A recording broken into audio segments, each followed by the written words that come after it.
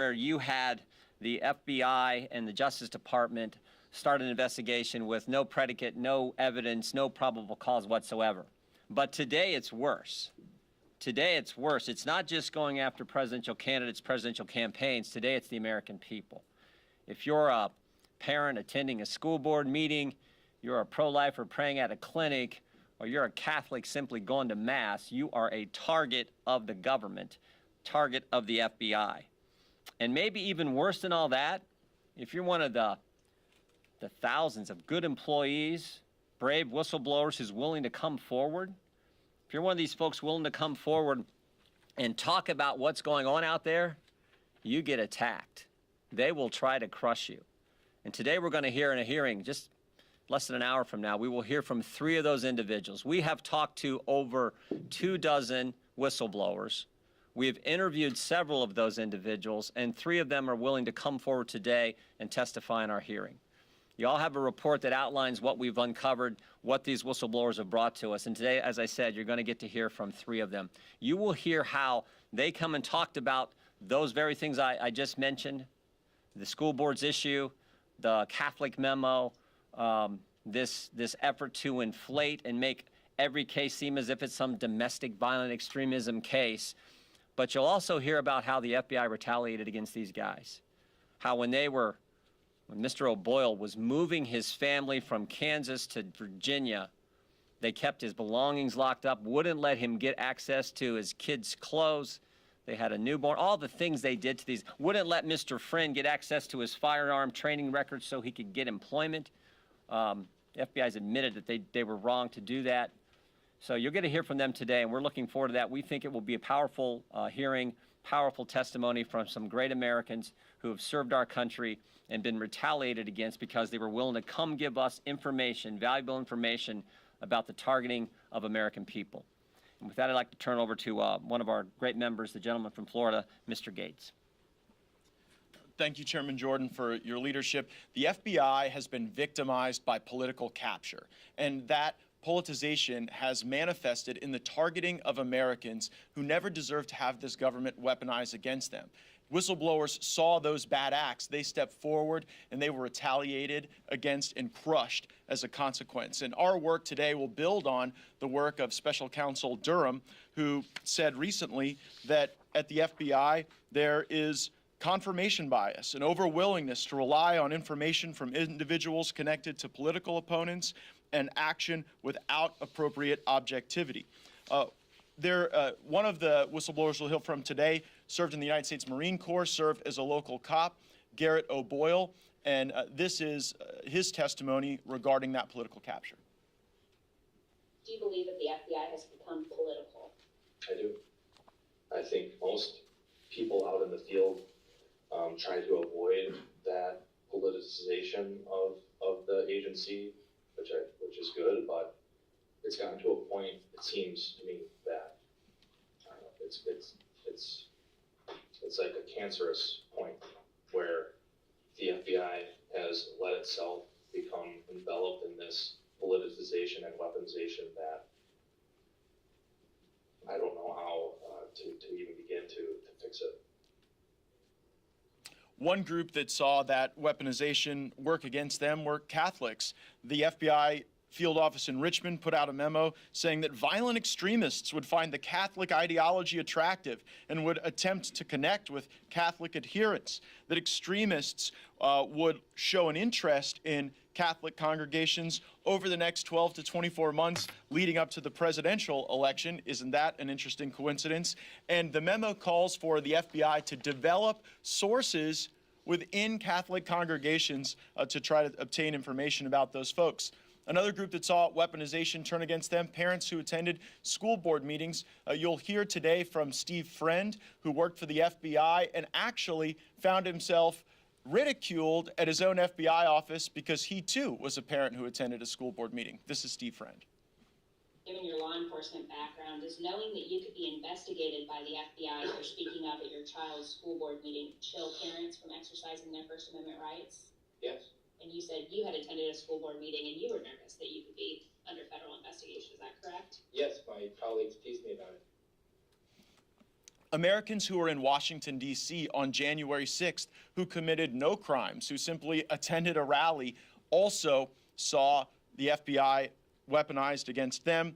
George Hill was an FBI employee working out of the Boston field office, and he talks about the pressure that the Washington field office was putting on Boston, and when they tried to get predicate evidence, they couldn't get it for a very interesting reason. This is George Hill. Joe Bonavolante said, no, we're not opening up cases on people who went to a rally. And I forgot a key part. The SSA for CT2 said, happy to do it. Show us where they were inside the Capitol, and we'll look into it. To which WFO said, we can't show you those videos unless you can tell us the exact time and place those individuals were inside the Capitol. To which the SSA responded back, and I was privy to these conversations firsthand, why can't you show us, why can't you just send us, give us access to the 11,000 hours of video this incident failed? Because there may be UC's undercover officers or CHS's confidential human sources on those videos whose identity we need to protect. Marcus Allen, an FBI analyst who did work around evidence, sharing it with folks, he saw videos that concerned him about the federal government's own involvement in January 6th. Here's Marcus Allen. Video to me indicated potential problems with the investigation as far as informants were concerned, and our organization's potential forthrightness about utilization of informants there on that day. That might have some impact on our cases and the subjects that we were looking up, and then just a general awareness overall for the investigation as a whole, that there might have been some kind of potential federal involvement with the activities on January 6th, and I thought it was important enough that it warranted our attention. So much of the good work happening at the FBI is throughout this country, and a lot of the rot, the committee has learned, emerges out of headquarters and out of the Washington field office. Garrett O'Boyle described the conflict that existed as the Washington field office put pressure on other field offices around the country to engage in law enforcement work without predication. This is Mr. O'Boyle. Did the WFO pressure other field offices to keep January 6th cases open or open cases? I would say they pressured us to open cases to some degree. One example that I have personally, I made this is one of my protected disclosures, so I'll just touch on it a little bit. But I received a lead about someone based on an anonymous tip, and in law enforcement, anonymous tips don't hold very much weight, especially without evidence that you can corroborate pretty easily. I wasn't able to corroborate anything they said, even after speaking with the person they alleged potential criminal behavior of. While I'm trying to figure all that out, I get another lead from the same agent who sent me that lead, and they've essentially tried to get me to violate policy or law. Trying to get people to break the law without sufficient predication is a weaponization of our government, and all Americans suffer when resources are misallocated, when stats are padded following 9/11. The FBI set up all of these terrorism entities to look outward at people abroad who might seek to harm our country, but a lot of those authorities were turned inward against our own people, and the result was stat padding for the purpose of FBI officials trying to convince Congress that the violent extremism threat was more enhanced than it indeed was, and we got critical testimony on that point also from Mr. O'Boyle. As a DT agent, I encountered similar stat padding or case bolstering. Truth be told, it was one case. But the FBI had me open up 4 different cases because they had me open a case for every individual that I had a articulable factual basis that there may have been potential federal law being violated, or Or like on a criminal case, say you're working like a gang, which this case was, I guess, like a militia. If you're working like a gang, you have a case open on the gang, and you have a sub-file for each person in it. Like, John Doe 1, 2, and 3, they would all have their own sub-file.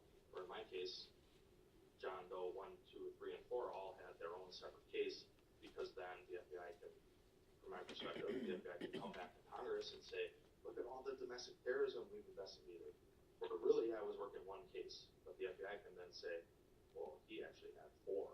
So we, you should give us more money because look at how big of a threat all this domestic terrorism is. Padding the stats to try to showcase a problem that is overemphasized, political capture and political infection of our law enforcement. These brave patriots spoke up about it. They'll be testifying to our committee today, and my colleagues will now discuss some of the intense and depraved retaliation that they had to experience, and I'd recognize my colleague from Florida, Kat Kamick, to share some of those thoughts with us.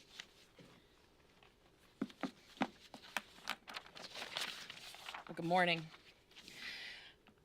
I really can't say that this today, what you are hearing, what you will be hearing more of in this hearing in the coming hours, it couldn't be overstated how important this is. I think Representative Gates, you just laid out very succinctly why this is so critical.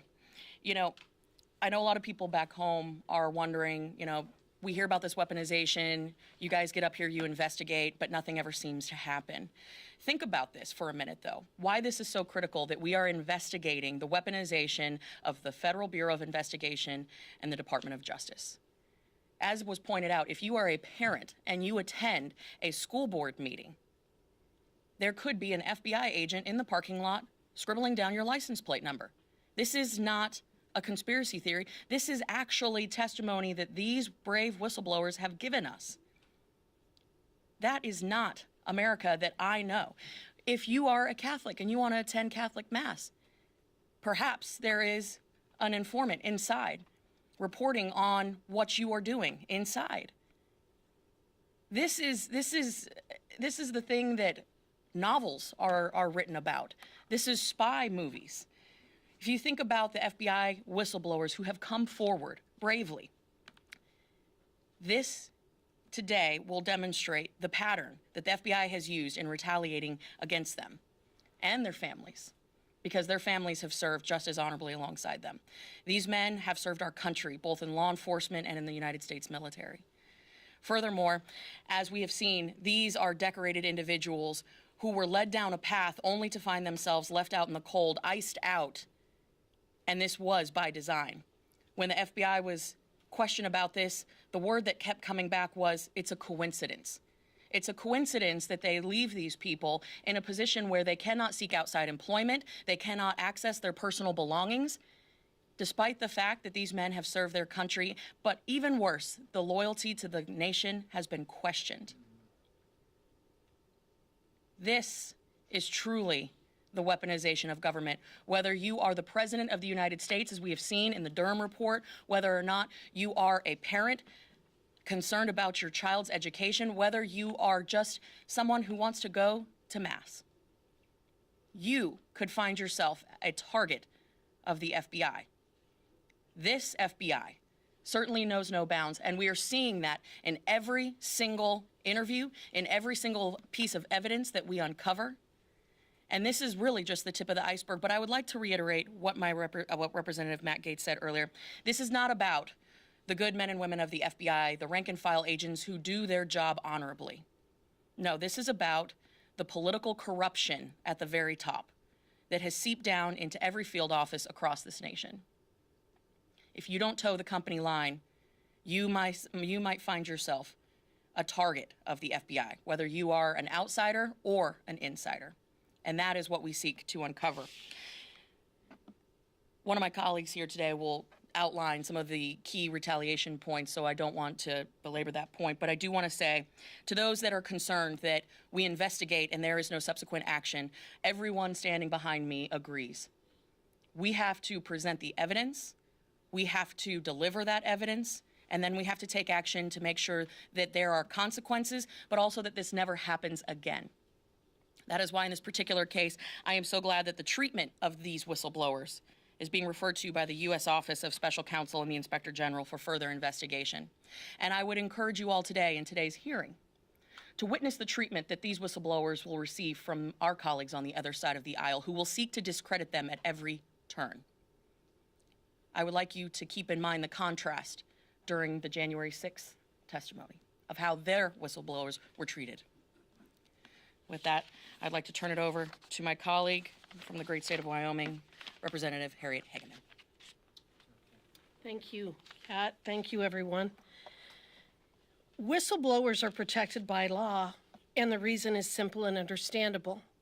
We must be able to count on disclosures from rank-and-file employees in order to conduct our oversight and hold people accountable for wrongdoing. The whistleblowers we will be hearing from today have identified and described egregious abuse, misallocation of law enforcement resources, and misconduct within the leadership ranks of the FBI. In short, the leadership in the FBI is politically corrupt.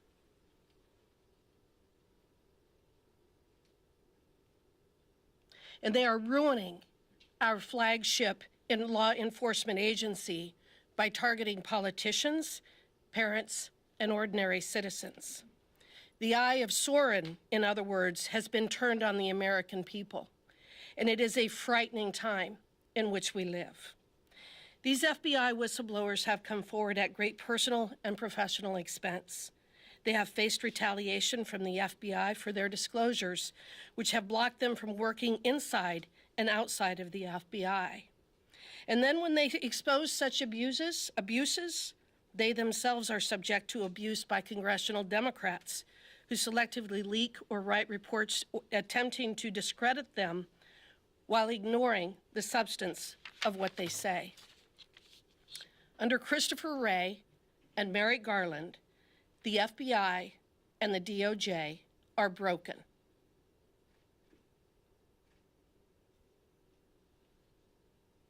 It is politically weaponized against the American people, using constitutionally protected rights as a predicate to investigate and surveil people. They target conservatives inside and outside of the organization, and they are crushing anyone who dares to report their wrongdoing. Again, this is exactly why Congress needs whistleblowers to conduct oversight and course correct these abusive federal agencies. Sadly, what we will see from the Democrats today will not be a focus on the substance of what these brave men have exposed, or a discussion of how to protect our constitutional rights and institutions from the tyrants who are running these agencies. Instead, what we will see is a deflection. They will call our witnesses names. They will scream MAGA and extremist at the top of their lungs. They will pound the tables. They will continue to gaslight us about Russia, Russia, Russia, because that's all that Adam Schiff knows what to say. But make no mistake, they are simply trying to cover up the unforgivable and the indefensible. The creation of a two-tier justice system based on political beliefs and the corruption of our political elites. I encourage the American people, and I encourage you, the press, to start listening, to start reading, to start understanding what has been exposed in our government. And then I encourage you to go watch the movie, The Lives of Others, because that is where we're headed if we don't correct what is happening within the FBI and the DOJ. We thank these whistleblowers for their service to our nation, service which includes their integrity and bravery to stand up and expose wrongdoing.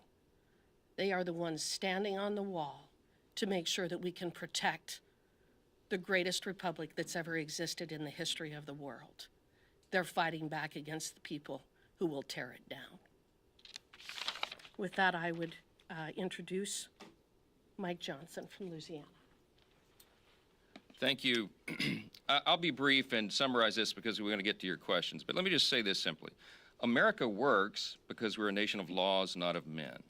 The rule of law is incredibly important to maintain a constitutional republic, and it's in jeopardy right now because when you have the Department of Justice and the FBI itself engaged in the activities that we're talking about here today, it alarms the American people. They understand that our institutions are crumbling.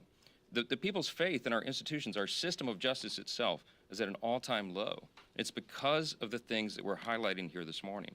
Our constituents, and I mean millions and millions of Americans, are deeply concerned about the things that we're talking about here today. They've seen this.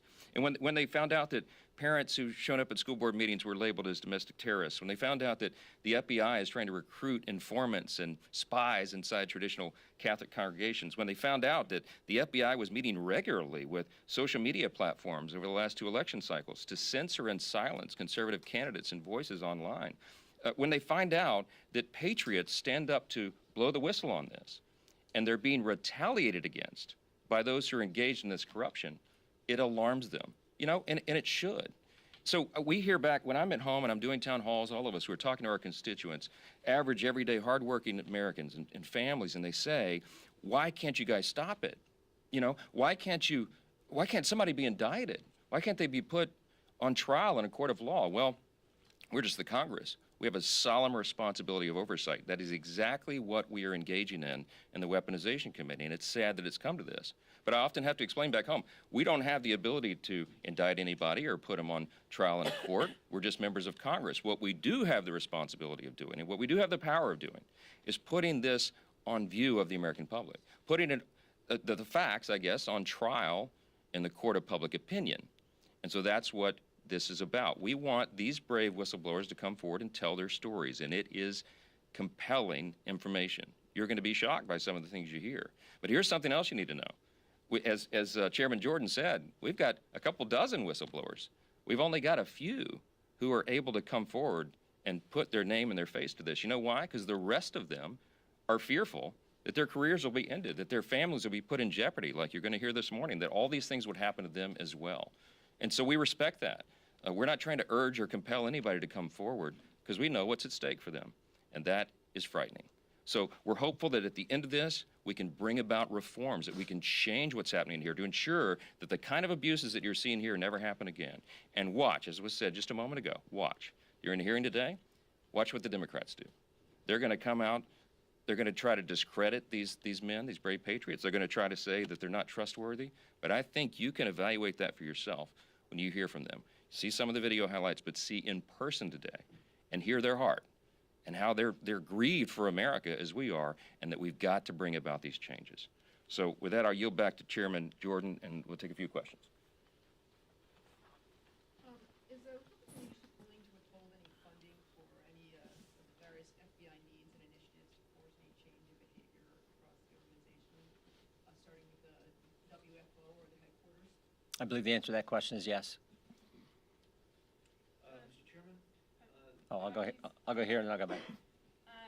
The FBI put out a letter yesterday explaining why the security clearances for Marcus Allen and Steve Friend were officially revoked earlier this month. Mm-hmm. And it details that Marcus Allen raised questions that whether or not January 6th should be investigated, raises that Marcus Allen didn't have any, claimed there was no open source information on an individual who was at the Capitol on January 6th. A separate individual found that person actually assaulted a Capitol police officer, and Steve Friend was entering FBI space and removed and took information on an unauthorized removed flash drive. These are details that the FBI explains why these security clearances of these two individuals were going to be. Marcus Allen had a security clearance for 20 years, did 2 tours in Iraq, decorated veteran of our armed services, and you'll get to hear from him today. And it doesn't frankly surprise me that the FBI puts out this letter the night before we're going to have a hearing. This is the same FBI who, as I think all our speakers said, same FBI who said it's appropriate to put snitches inside the Catholic Church. It's appropriate to use the Patriot Act against parents and develop a snitch line that people can report them. And these guys, Mr. O'Boyle's the guy who came forward and told us about the 25 individuals, parents who were investigated by the FBI. So it didn't surprise us. We actually expected it. We were surprised it took them that long to put out this letter about these guys. But you'll get to hear from these individuals today. These brave Americans who are willing to come forward. Understand what the Durham report said. The FBI failed in its fundamental mission of fidelity to the law. They didn't follow the law. These three guys who are going to come testify today, their conscience, their duty to the Constitution compelled them to come forward in fidelity to the law. And you'll get to hear from them here in less than an hour. Mr. Chairman. I hear and then I'll come back up. We'll take a couple more. I know you and your colleagues have said that there's corruption in the leadership of the FBI, but I think that that memo targeting Catholics in the Latin Mass came from the Richmond field office. So Came from the isn't it possible that maybe this is a little more widespread than just? I still think that I think the vast majority, and our investigation shows the vast majority of the agents are good people doing their job. The Richmond field office obviously had a problem. How 5 people could sign off on that memo, how the chief division counsel, supposedly some lawyer who went to law school and probably had a course on the Constitution, could sign off on that memo astounds me. But they did. Now, the good news is a whistleblower brought it to our attention and the FBI's rescinded it. But I always ask the question, if it hadn't been brought to our attention, if it wasn't for the brave whistleblower, would they really have rescinded it? I don't know. I'd like to think they would.